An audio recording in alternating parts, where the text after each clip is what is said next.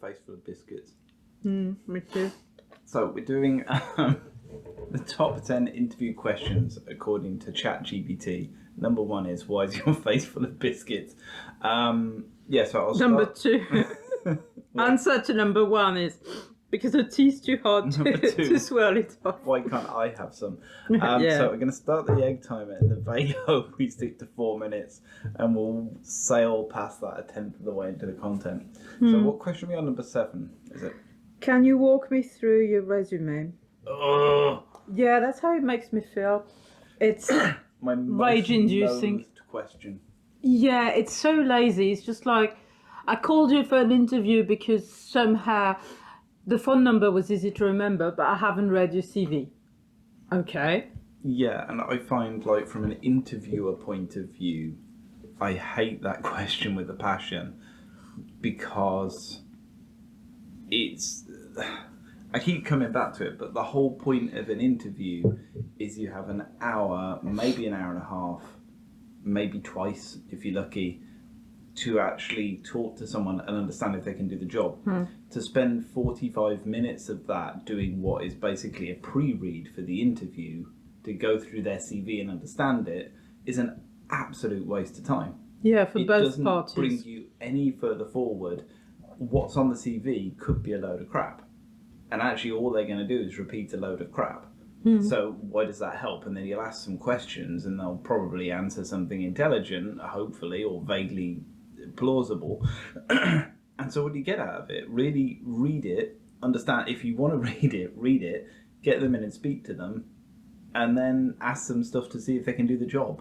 Yeah. Think about the job you're interviewing for. Build an interview process to see if they can do the job. See if they can do the job.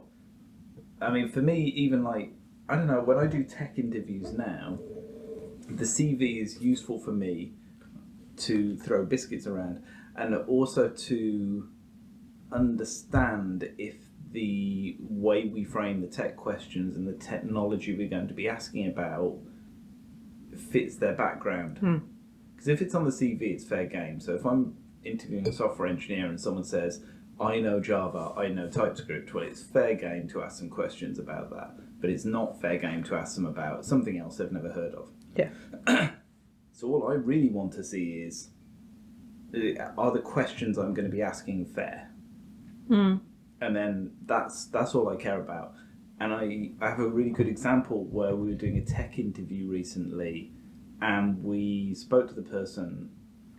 The way they presented an interview, everything they didn't really code brilliantly, their answers weren't great, and we just came to the conclusion at the end of it. So we got all through the interview, gave them every chance to try and show different aspects of what they could do for the job.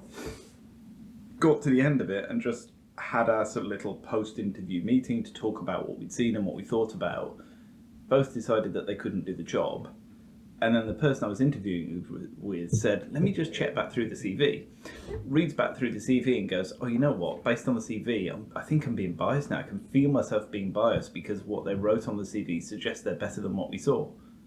It's like, but that's not the person we met. That's not the professional we met. And I don't know, I feel CVs are almost just like your door in for me. And when you're in, now let's see if someone can actually do the job and we can all work together. So, coming back to the whole walk me through your resume, it's just the most lazy-ass question. Oh, yeah. And normally the people who ask that questions like that, in my experience, are the more senior people, like the director levels, CEO levels. They haven't really had time to prepare. They probably haven't had time to read the CV. So the opening question to pad 5-10 minutes out and to get a bit grounded is like, walk me through your CV then. Yeah, and the next one is, what are your strengths and weaknesses? Yeah, exactly. Yeah, So they just go, ChatGPT, how can I waste someone how 30 can I minutes of time get some on the phone? rough questions in an hour that'll pad out an hour, and then after that hour, I'll make a gut instinct judgment. Based on nothing I Based heard, on- because I didn't ask anything And I relevant. won't know if they can do the job, and then I'll have all the problems of they're now in role, they're now doing work, someone else who might have actually been able to do the job didn't get the opportunity to interview. It's just a waste of time. Yeah, those questions And are I- just horrendous. Yeah, I come back to, I was speaking to someone once about an interview process, and they were talking about their existing in technical interviews, and their thing was, well, it doesn't work very well. We don't do it very well.